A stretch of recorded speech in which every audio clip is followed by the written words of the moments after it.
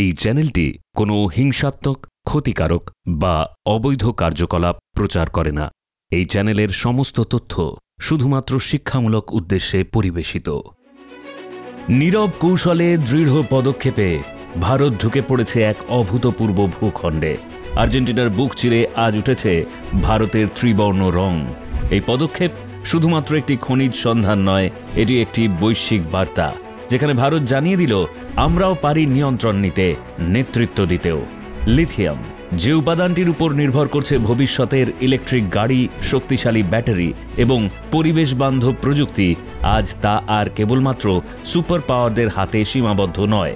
ভারত এখন সেই লড়াইয়ের কেন্দ্রবিন্দুতে। এখন প্রশ্ন, ভারত ঠিক কী কৌশলে এই স্থান জয় করল এবং এর প্রভাব কতদূর বিস্তৃত হবে?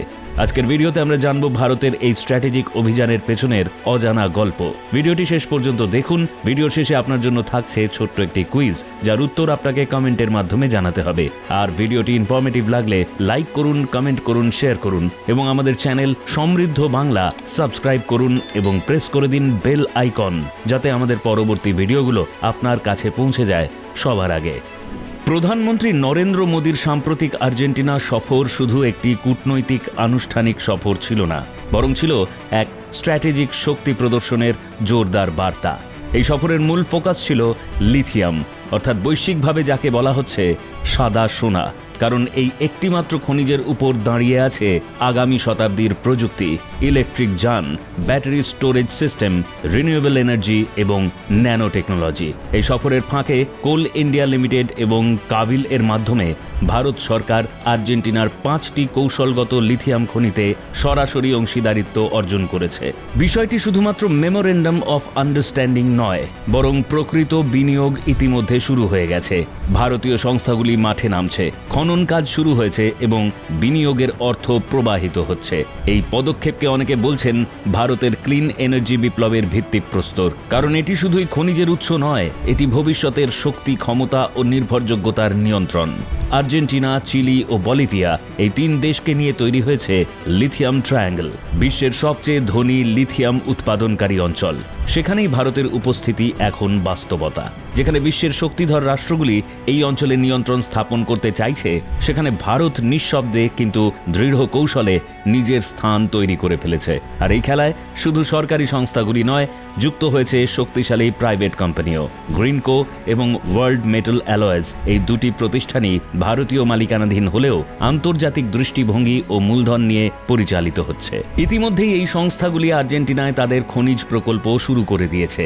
একদিকে যেখানে চীন বহু বছর ধরে লাতিন আমেরিকায় প্রভাব বিস্তারে ব্যস্ত, সেখানে ভারত এবার শূন্যস্থান পূরণ করছে অত্যন্ত স্ট্র্যাটেজিক এবং ক্যালকুলেটেড পদক্ষেপে। ভারতের বিদেশ মন্ত্রক পরিষ্কার জানিয়ে দিয়েছে, শুধু খনিজ কিনে এনে ব্যবহার করলে চলবে না, বরং খনিজের উৎস থেকে শুরু করে রিফাইনিং, উৎপাদন এবং বিতরণ পর্যন্ত পুরো চেইনটির ওপর নিয়ন্ত্রণ নেওয়াই ভারতের লক্ষ্য। কারণ ভবিষ্যতের গ্লোবাল প্রযুক্তি প্রতিযোগিতায় টিকে থাকতে হলে কাঁচামাল সরবরাহের উৎসে নিজেদের উপস্থিতি জরুরি। বিশেষত আর্জেন্টিনার রেয়ার আর্থ এলিমেন্টস যেমন নিওডিমিয়াম, লান্থানাম ইত্যাদি, যেগুলো high tech defence system, 5G equipment, radar ও মিসাইল প্রযুক্তিতে ব্যবহৃত হয়, তাদের উপরও ভারত সক্রিয় নজর রাখছে। আজকের বিশ্ব যেখানে চীনের রিফাইনিং ক্ষমতার উপর নির্ভরশীল, সেখানে ভারত নিজের পৃথক রিফাইনিং চেইন গড়ে তুলতে চাইছে।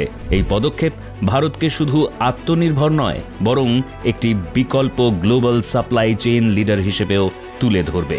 আর্জেন্টিনার পরে প্রধানমন্ত্রী মোদীর সফর পৌঁছায় ব্রাজিলে। এখানে আরেকটি গুরুত্বপূর্ণ অধ্যায় যুক্ত হয়, ডিফেন্স কূটনীতি। ব্রাজিলের সরকার ভারত থেকে আকাশ মিসাইল সিস্টেম কেনার আগ্রহ প্রকাশ করেছে, তবে শর্ত ছিল উৎপাদন যেন ব্রাজিলের মাটিতেই হয়। এই প্রস্তাব ভারতের জন্য যেমন কৌশলগত সুযোগ, তেমনই চ্যালেঞ্জও। ভারত যদি প্রোডাকশন ট্রান্সফার করে, তবে তার প্রযুক্তিগত নিয়ন্ত্রণ হারানোর সম্ভাবনা থাকে। কিন্তু এই প্রস্তাব গ্রহণ করলে আন্তর্জাতিক অস্ত্র বাজারে ভারতের গ্রহণযোগ্যতা বহু গুণে বৃদ্ধি পাবে। এই মুহূর্তে ভারতীয় প্রতিরক্ষা প্রযুক্তি শুধু দেশীয় নিরাপত্তার জন্য নয়, বিশ্বের দরবারে রফতানিযোগ্য হয়ে উঠেছে। এই অবস্থানের সবচেয়ে শক্তিশালী প্রতীক হল Pinaka multi barrel rocket launcher system. এটি তৈরি হয়েছে ডিআরডিও ও সোলার ইন্ডাস্ট্রিজের যৌথ প্রচেষ্টায়। এই গাইডেড রকেট লঞ্চারের রেঞ্জ 75 কিলোমিটারেরও বেশি এবং এটি বিভিন্ন ধরনের ওয়ারহেড বহনে সক্ষম। শুধু তাই নয়, এটি অত্যন্ত দ্রুত মোতায়েনযোগ্য ও নিখুঁত টার্গেট হিট করতে পারে, যা এই প্রযুক্তিকে আন্তর্জাতিক অস্ত্র বাজারে অনন্য করে তুলেছে। পিনাকা সিস্টেম প্রথম এক্সপোর্ট হয়েছে আর্মেনিয়াতে। এর পরপরই সৌদি আরব, ইন্দোনেশিয়া এবং ভিয়েতনামের মতো গুরুত্বপূর্ণ রাষ্ট্র ভারত থেকে এই রকেট সিস্টেম কিনতে আগ্রহ প্রকাশ করেছে। এটি শুধুমাত্র অস্ত্র বিক্রির চুক্তি নয়, বরং কৌশলগত অ্যালায়েন্সের সূচনা। সৌদি আরব, যারা এতদিন আমেরিকা ও ইউরোপীয় অস্ত্র নির্মাতাদের উপর নির্ভর করত, এখন ভারতীয় প্রযুক্তির প্রতি আগ্রহী হচ্ছে। এটি এক অভূতপূর্ব পরিবর্তন। এই সাফল্যের পেছনে রয়েছে সরকারের আত্মনির্ভর ভারত ও মেক ইন ইন্ডিয়া প্রকল্প। এর ফলে ভারতের প্রতিরক্ষা উৎপাদন শিল্পে এসেছে বিপ্লব। এখন যে চিত্রটা আমরা দেখছি তা হলো, ভারত এখন শুধু একটি ক্রেতা দেশ নয়, বরং একটি শক্তিশালী উৎপাদনকারী ও রপ্তানিকারক দেশও বটে। এই রপ্তানি কেবল অর্থনৈতিক উন্নয়ন ঘটাচ্ছে না, বরং বৈদেশিক সম্পর্কেও ভারসাম্য আনছে। চীনের ক্রমবর্ধমান আধিপত্যের মাঝে ভিয়েতনাম ও ইন্দোনেশিয়া ভারতের দিকে সহযোগিতার হাত বাড়িয়ে দিচ্ছে, কারণ তারা চায় এক নির্ভরযোগ্য এবং কৌশলগত সঙ্গী। ভারতের কাছে পিনাকা শুধু একটি অস্ত্র নয়, এটি একটি বিশ্বাসযোগ্যতা এবং সামরিক কৌশলের সিম্বল। ভারত এখন শুধু নিজেদের রক্ষা করতে সক্ষম এমন নয়, বরং অন্য দেশকেও সামরিক দিক থেকে শক্তি যোগাতে সক্ষম।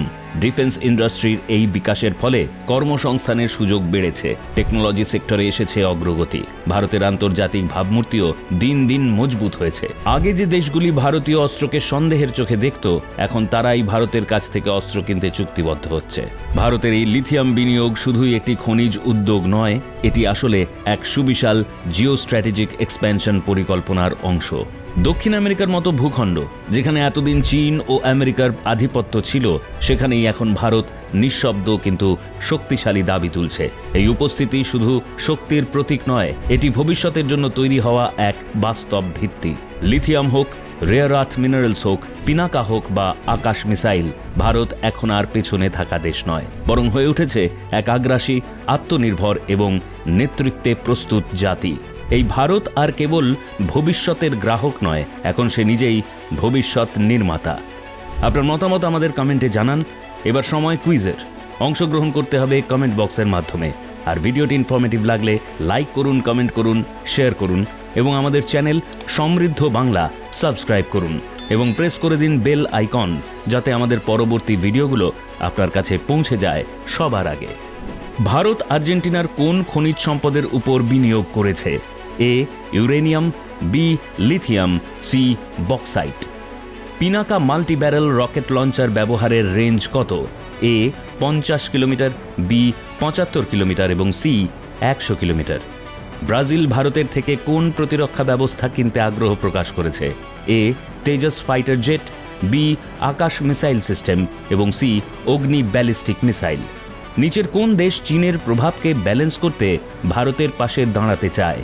এ শ্রীলঙ্কা, বি ইন্দোনেশিয়া এবং C Afghanistan. Pinaka rocket system কোন দুটি প্রতিষ্ঠানের যৌথ উদ্যোগে তৈরি হয়েছে? এ ইসরো ও বেল, বি ডিআরডিও ও সোলার ইন্ডাস্ট্রিজ, সি হ্যাল ও এনটিপিসি।